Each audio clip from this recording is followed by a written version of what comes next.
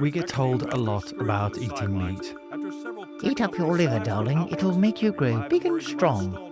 So guys, I've switched up to an all-meat diet and now I can bench a football team. Yes, and actually I read somewhere about B12. But how much do we actually know about what's being put on our plates, where it comes from and what it does to us?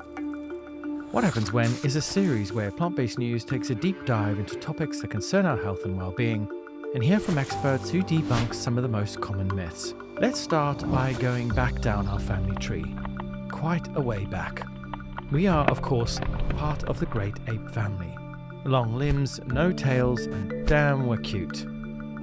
Great apes as a group always thrived on a totally plant-based diet. But at some point, our hominin ancestors started supplementing this with meat. You probably heard we got more highly developed brains due to this more protein-rich diet, although new research suggests it could be down to complex starches from a richer plant-based diet. It's interesting what we can learn from the few surviving hunter-gatherer cultures. It's true that they're very happy to get some meat on the fire when they can, but they don't eat a lot of it. Their active lives are fueled by foods like yams, nuts, plantains, wild cereals, with meat being an occasional bonus when a hunt is successful.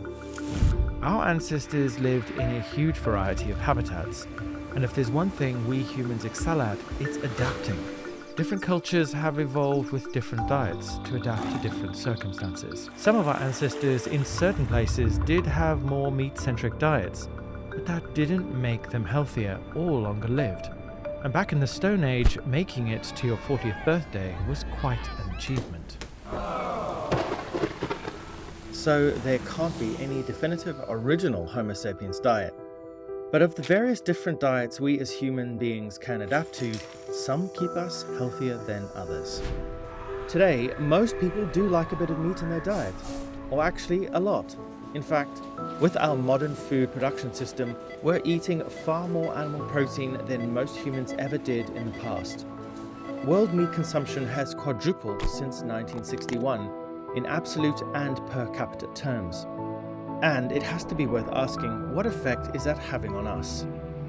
Let's hear from a medical expert. Our modern diets are full of meat, dairy, and processed foods, leading to a spike in chronic diseases over time, such as diabetes, heart disease, obesity, and high cholesterol. However, the switch to a plant-based diet can have amazing effects, reducing our need for medication potentially, and also maybe even eliminating these conditions entirely. Our normal diet is causing public health disasters. We do know that revolutionary science often leads to resistance before human society is transformed, altering mankind's view of the world.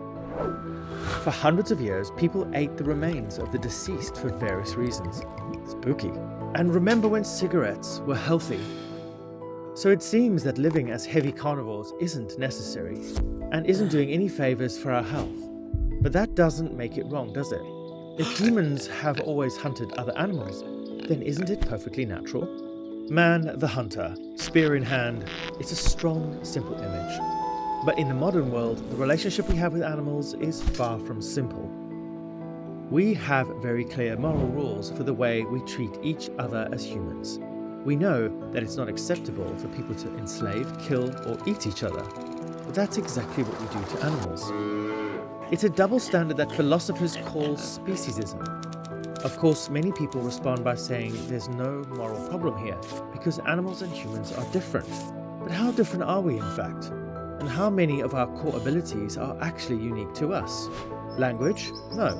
Emotion? No. Tool use? No. Making structures? No. This isn't an abstract ethical issue. It's fundamental to our place and our responsibilities in the world. As the species that has the power to nurture or kill all others, what do we choose to do with it? Religions like Buddhism have sought to answer this question for thousands of years. We should consume in such a way that help or reduce the suffering of living beings. A person who does not have much compassion in his heart cannot be a happy person anymore. Of course, many people say that actually animals are getting a pretty good deal here. They're protected from the dangers of life in the wild, living cozy lives on nice farms before being humanely slaughtered. The reality of our modern food system, though, is not pretty farmsteads in rolling bucolic valleys. Every year, huge amounts of rainforest is destroyed, taking with it countless amounts of wild species. These landscapes are then transferred into plantations to grow animal feed, or for pastures to grow livestock. Just to produce 1 kilo of meat, you need thousands of litres of water, which is taken from our already strained rivers and aquifers. But it doesn't stop there, it gets worse.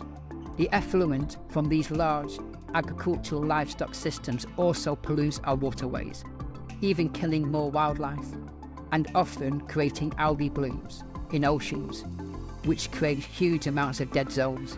In order to prevent disease spreading through these large herds of livestock, farmers are pumping antibiotics into them. 60 to 80% of all antibiotics used globally. And bacteria everywhere is evolving to resist these drugs, meaning soon they may become useless. They are, of course, the same antibiotics that we use for human medicine. So, what happens when we eat meat? A ripple effect with impacts on personal health and on our environment. It's not just a consumer choice, it's an ethical issue. Going plant-based is the single biggest thing we can do for the environment. That's according to the most comprehensive study of its kind. Now you know. Will you start to make a shift? Let us know in the comments below. And if you want some help to get going, we've put together a super easy plant-based guide. And there's a link in the description below. Stay curious, stay informed, and until next time.